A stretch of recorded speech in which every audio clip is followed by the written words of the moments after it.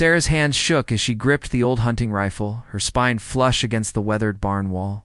Outside, she could hear measured footsteps. Moving in a slow circle, someone with the patience of a hunter who knew their quarry was trapped. Between the rotting wooden planks, she glimpsed a figure, imposing, broad across the shoulders, moving with calculated purpose. Her 3 little ones huddled behind her like frightened creatures. Buried deep in the musty straw, 8-year-old Tommy gripped his carved toy horse with such intensity his small fingers had gone bone white. The 6-year-old twins? Mary and Martha, identical mirrors of terror, pressed their faces into the fabric of Sarah's threadbare dress. "I'm well aware you're hiding in there," came a voice from beyond the walls, deep. Roughened by decades of shouting commands across vast ranches, spotted your campfire smoke from miles away. Sarah's eyes squeezed shut in frustration. How foolish she'd been to start that flame. But little Martha had been trembling uncontrollably, and the bitter November winds cut right through their meager coverings. They'd been sheltering in this forgotten outbuilding for 4 long days, surviving on half a stale loaf and a single jar of fruit preserves they'd managed to snatch before fleeing. The footsteps came to a halt. "Your father's horses have been in my stables." The voice drew nearer. "Sitting there for a fortnight. Expected someone might eventually show up asking questions." Sarah's breathing hitched. 2 weeks? He was keeping track. This stranger understood precisely how long Papa had vanished, knew exactly when their entire existence had collapsed into nothing. But fear and desperation, the barn door groaned on rusted hinges. Late afternoon sunlight sliced through the gloom, revealing the man Sarah had only spotted from afar. Marcus Kane, proprietor of the massive Circle K spread that neighbored their tiny homestead. His wide-brimmed hat shadowed his features. Yet she could make out enough, hands scarred by countless years of demanding labor. A jacket worth more than her family's entire yearly provisions. Eyes that seemed to absorb every detail at once. He spotted them. Instantly, 4 youngsters crammed in the corner like injured wildlife. His stare lingered on Sarah's gaunt features, noting the sunken cheeks and dark rings beneath her eyes, the desperate way she clutched that rifle as if it were their final defense against death itself. "When did any of you last have a proper meal?" he asked softly. Sarah's finger moved to the trigger. "Don't come any closer." Kane stopped in place, lifting his palms slightly. "I'm not here to cause harm, child. Simply asking a question." The quiet stretched taut between them like a wire ready to snap. Sarah's pulse thundered in her ears. Tommy's small frame trembled against her leg.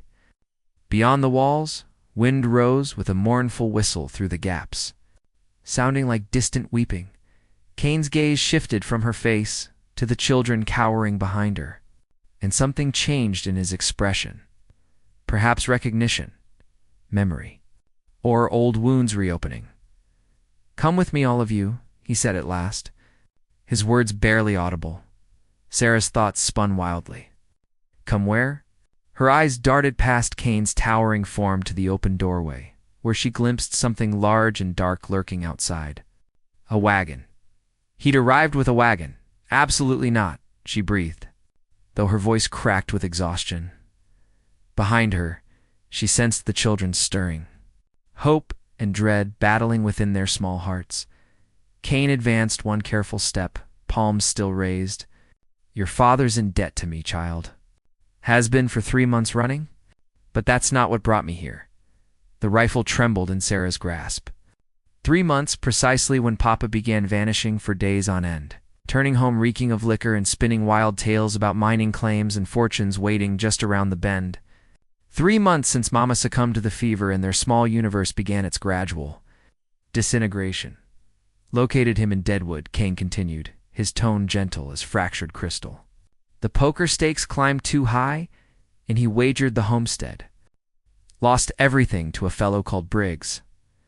Sarah's legs nearly gave way. The homestead? Gone. The only sanctuary these children had ever known. The plot where Mama lay buried beneath the ancient oak, where Tommy had learned to walk, where the twins had entered the world during that brutal winter storm. "Briggs will arrive soon," Kane stated, Tomorrow? Perhaps the following day? Patience isn't among his virtues. Then why?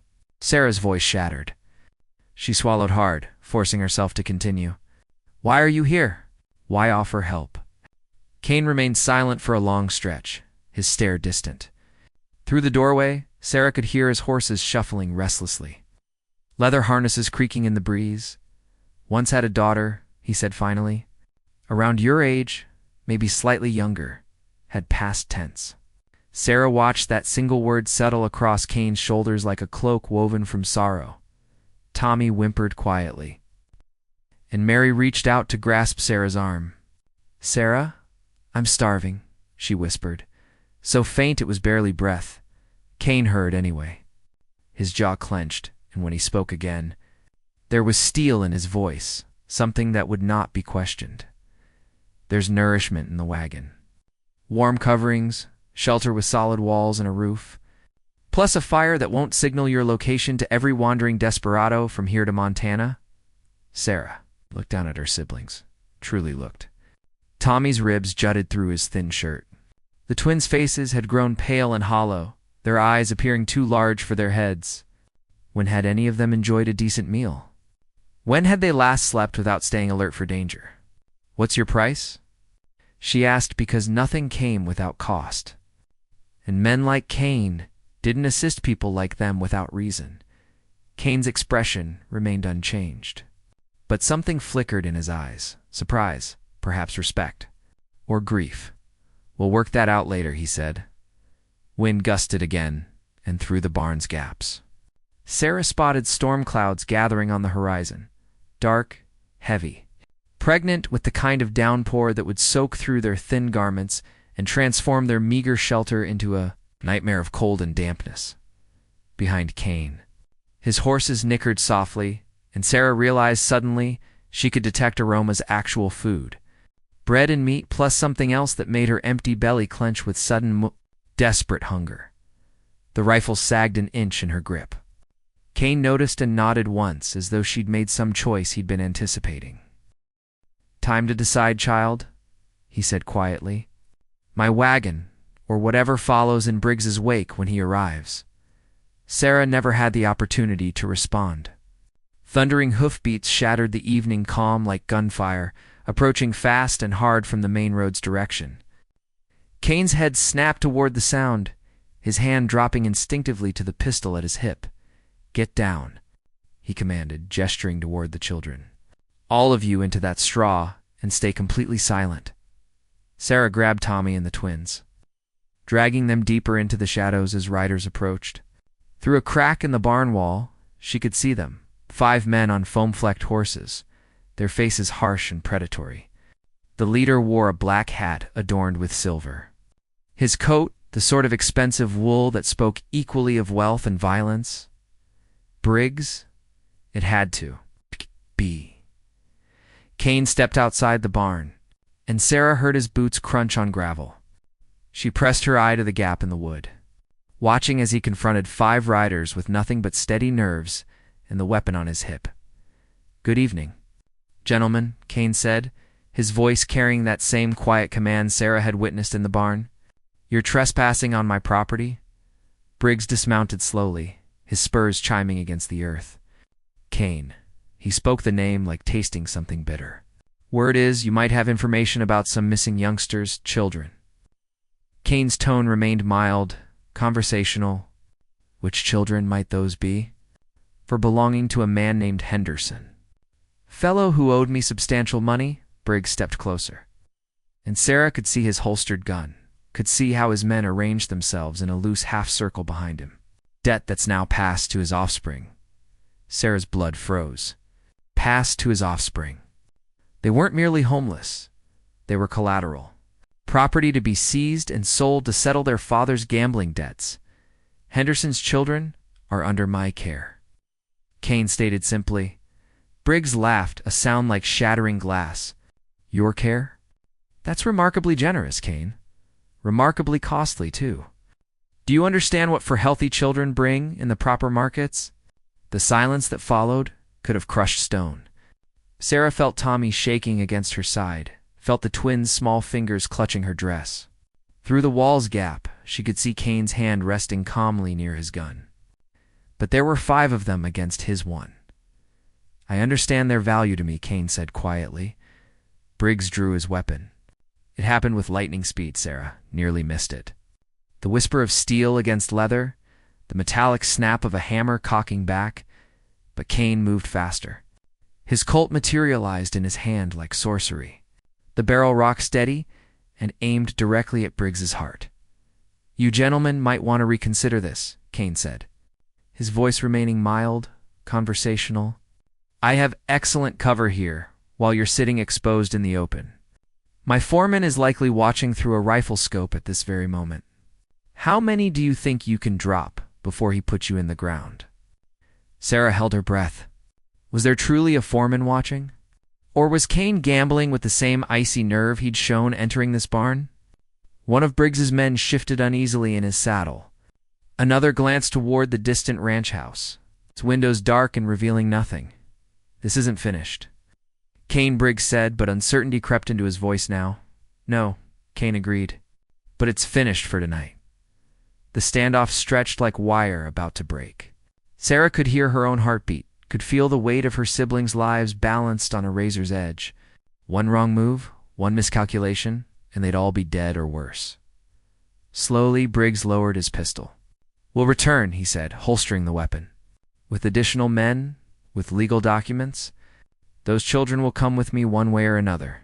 We'll see," Kane replied. Briggs mounted his horse, his movements sharp with frustrated rage. As he wheeled the animal around, his eyes found the barn. And for one terrifying moment, Sarah was certain he could see her through the gap in the wall. Then he vanished, leading his men back into the gathering darkness, leaving only the echo of hoofbeats and the promise of violence yet to come. Kane stood motionless in the deepening twilight until the sound of hoofbeats disappeared completely. Only then did he holster his gun and turn back toward the barn. Sarah could see the tension in his shoulders, the slight tremor in his hands as he removed his hat and ran fingers through graying hair. "You can emerge now," he said quietly. Sarah stepped from the shadows, still clutching the rifle. Her siblings pressed close behind her. In the fading light, Kane looked older somehow, more worn, as if the confrontation had aged him years in mere minutes. "They'll return," Sarah said. It wasn't a question. "Yes." Kane's voice carried heavy certainty. "Tomorrow evening, maybe the following night, it's more men like he promised, probably with papers that'll make his actions appear legal." Tommy stepped forward, small face pale but resolute. "Mister, why are you helping us? You don't even know us." Kane knelt down, bringing himself to the boy's eye level. For a moment, he simply studied Tommy's face, the stubborn set of his jaw. How he stood protectively before his sisters despite being the smallest of them all. "I once had a son," Kane said finally. "About your age?" His name was Daniel. He paused, his voice growing softer. "Lost him and his sister to scarlet fever 7 winters past. Lost their mother the same week." The words hung in the air like smoke. Sarah felt something shift within her chest. Not quite trust, but something approaching it. Understanding, perhaps. Recognition of pain that matched her own. "I'm sorry," she whispered. Kane nodded, then stood and looked at each of them in turn. "You remind me of them, all of you. How you stand together, how you protect each other." His voice caught slightly. "How you're not afraid to fight when necessary." Mary tugged at Sarah's skirt. "Sarah, are we going to die?" The question struck like a physical blow. Sarah looked down at her sister's upturned face, at the trust and fear warring in those 6-year-old eyes, and felt the weight of responsibility settle on her shoulders like a mountain. "No," she said firmly. "We're not going to die." Kane watched this exchange. Something passed across his face. Surprise, perhaps, or admiration. "She's right," he said to Mary. "You won't die. Not while I'm watching." He walked to his wagon and began unloading supplies, food, blankets, a small cooking stove that could be set up inside the barn. The aroma of bread and dried meat filled the air, and Sarah heard Tommy's stomach rumble audibly. "When did you last eat?" Kane asked again the same question he'd posed earlier. 3 days, Sarah admitted quietly. Maybe 4. We had some preserves, but… Kane nodded and continued unpacking. Soon he had a small fire burning in a metal basin, carefully positioned so smoke would escape through roof cracks rather than drift out the door. He heated beans and bacon, sliced thick pieces of bread, filled a pot with fresh water from a barrel in his wagon. The children devoured the food as though it might vanish. And Kane watched them with an expression Sarah couldn't quite decipher. Pain, maybe? Memory? Perhaps both. My ranch, he said suddenly. It has rooms nobody's occupied in years. Good beds, windows, with real glass, a kitchen with a stove that doesn't smoke. Sarah looked up from her plate. Why are you telling us this? Because Briggs was correct about one thing. For children are valuable. Not in the way he believes, but valuable nonetheless. Kane met her eyes. Valuable enough to protect. Worth fighting for. Worth keeping safe? The fire crackled softly between them, casting dancing shadows on the barn walls. Outside, complete darkness had fallen, bringing with it the sounds of the prairie at night, distant coyote calls, wind whispering through grass, the subtle creaking of old wood settling in the cold. He'll return with legal authority, Sarah said. Documents claiming we belong to him? Kane stirred the fire with a stick, sending sparks spiraling toward the roof. Documents can be contested. Laws can be challenged. And sometimes he paused, glancing toward his wagon where Sarah could see the outline of a rifle in a leather sheath. Sometimes a man must decide what's right. Regardless of what's legal, the weight of those words settled over them like a blanket. Sarah looked at her siblings, Tommy, already drowsing against a pile of blankets. The twins curled together like puppies and made a decision that felt like stepping off a precipice. Your ranch, she said quietly. Those empty rooms. What would we need to do to stay in them? Kane remained quiet for so long she thought he might not answer. When he finally spoke, his voice was barely above a whisper. Simply be children, he said. Just be the children you're meant to be. They loaded the wagon in darkness, moving by touch and whispered directions. Kane had decided they couldn't wait for morning. Briggs might return sooner than expected, and the children needed to be somewhere secure when he did. Sarah carried Tommy, who had fallen asleep despite the danger, his small body limp and trusting in her arms. The twins walked hand in hand between her and Kane, their eyes wide, but no longer quite so frightened. For the first time in weeks, they looked like children instead of hunted prey. Kane's ranch house rose from the prairie like something from a dream to stories of solid timber and stone. With golden light glowing warm in the windows, a dog barked once as they approached, then fell silent at Kane's quiet command. Mrs. Chen, Kane called softly as they reached the porch. We have visitors. The door opened to reveal a small Chinese woman with graying hair and kind eyes. She took one look at the children and stepped aside without question, gesturing them into a kitchen that smelled of bread and coffee and safety. The blue room, she said to Kane. Her accent soft, but her voice firm, and the green one beside it. I'll heat water for baths. Sarah wanted to object. They couldn't impose like this, couldn't burden these strangers with their troubles. But Kane caught her eye and shook his head slightly. Tomorrow, he said quietly. We'll discuss everything tomorrow. Tonight, you're simply children who need rest and safety. Mrs. Chen led them upstairs to rooms with real beds and quilts that smelled like lavender. She helped the twins wash their faces and hands, braided their hair with gentle fingers, tucked them into bed as if they were her own grandchildren.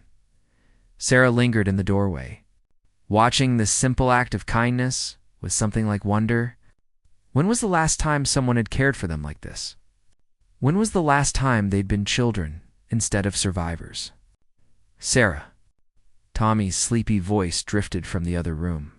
Are we home now? The question hit her like a physical blow. Home. They'd lost their home. Lost everything they'd ever known, and now they were strangers in a strange place.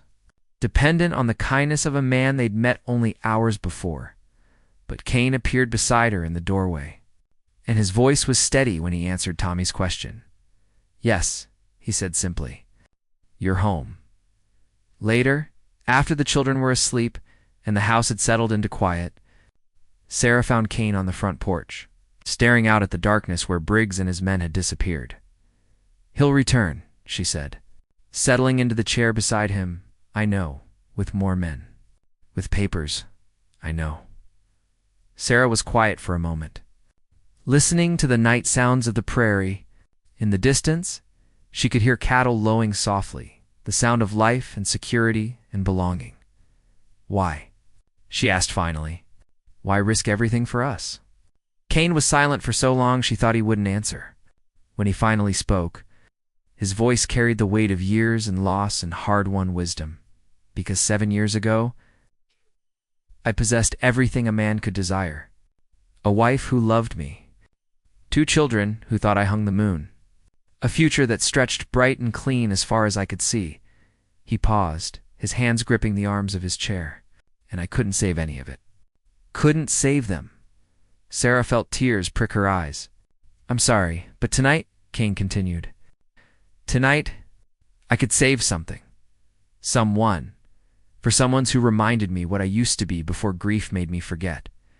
In the distance, a coyote howled and another answered, the sound lonely but not empty. A call and response that spoke of connection, of pack, of belonging.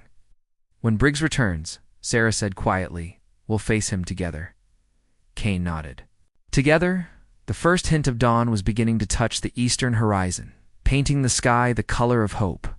In a few hours there would be decisions to make, battles to fight, papers to contest, and laws to challenge. But for now, in this moment between darkness and light, 4 orphaned children slept safely in warm beds. And a man who had forgotten how to be a father remembered what it meant to protect something worth saving. The morning star hung bright and steady above the prairie, a promise that some things endure. Some things are worth fighting for. And sometimes, just sometimes, the lost can find their way home in the blue room upstairs. Tommy stirred in his sleep and smiled, dreaming of wooden horses and endless tomorrows. And in the chair beside Sarah, Marcus Kane sat watch against the darkness, his weathered hands steady and his heart for the first time in 7 years full.